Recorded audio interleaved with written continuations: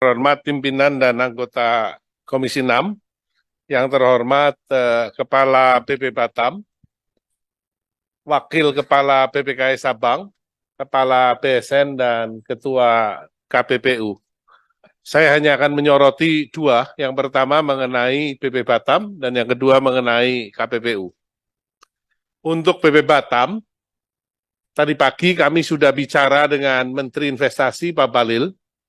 Kami juga mengungkapkan hal yang sama, bahwa pada prinsipnya Komisi 6 mengapresiasi masuknya investasi asing yang jumlahnya jumbo.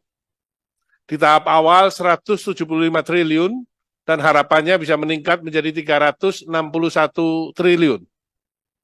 Dan investasi ini sejauh pemahaman kami, ini adalah investasi skala jumbo pertama yang masuk di kawasan Batam.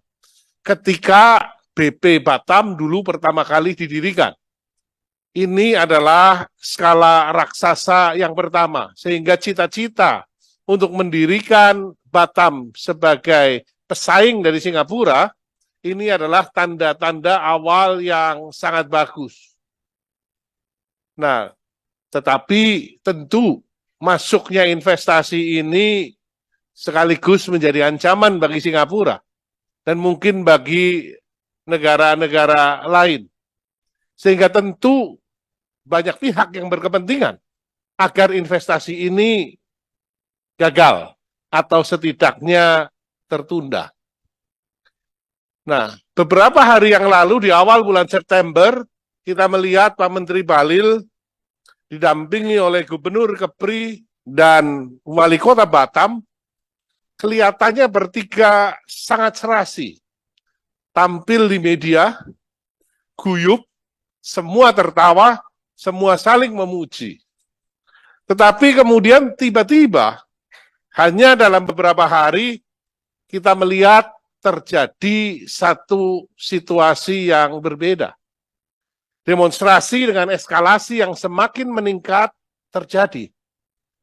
Aparat melakukan pemukulan terhadap warga, menembakkan gas air mata, sekaligus juga warga memukuli aparat yang terjebak. Jadi pada kesempatan ini kami minta konfirmasi dari Pak Rudi sebagai Kepala BP Batam.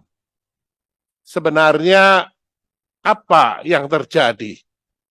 Kenapa eskalasi ini tiba-tiba meningkat?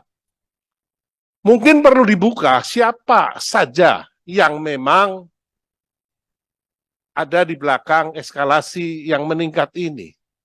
Ini satu hal, Pak Rudi.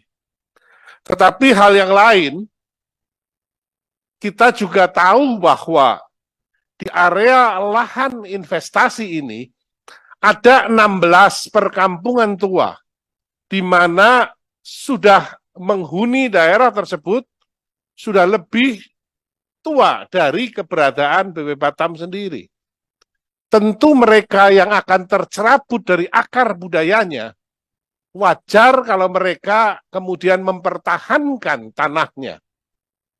Apakah sudah dilakukan sosialisasi yang cukup kepada mereka? Sehingga mereka bisa mengerti.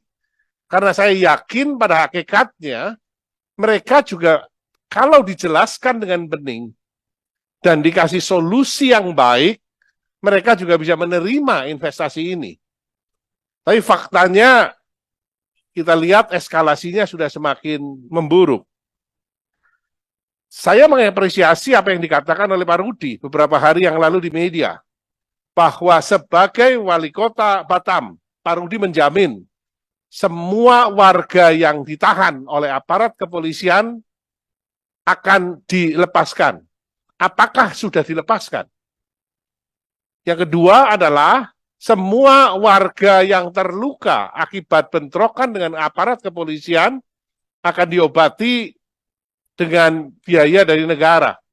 Saya rasa kalau yang kedua lebih mudah untuk diikuti.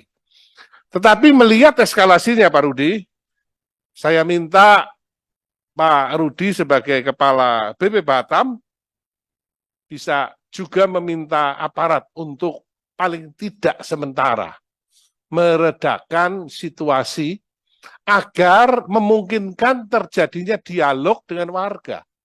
Tadi pagi saya sudah sampaikan bahwa saya meminta Pak Menteri Bahlil yang sebagai penanggung jawab dari investasi untuk segera ke Batam.